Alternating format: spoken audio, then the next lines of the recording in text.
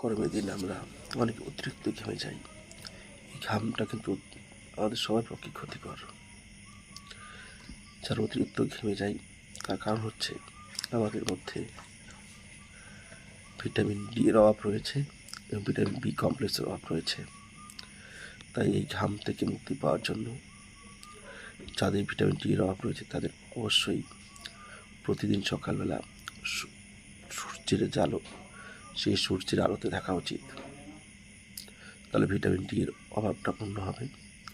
এবং যাদের vitamin B কমপ্লেক্সের অভাব রয়েছে তাদের অবশ্যই লোকাল মাছ, মাংস, ডিম, দুধ এছাড়াও সবুজ শাকসবজি খেলে পরে ভিটামিন বি কমপ্লেক্সের অভাব বা ঘাটতি পূর্ণ হবে এবং তখন দেখতে পাবে অতিরিক্ত ঘামটা আর শরীর থেকে হবে না।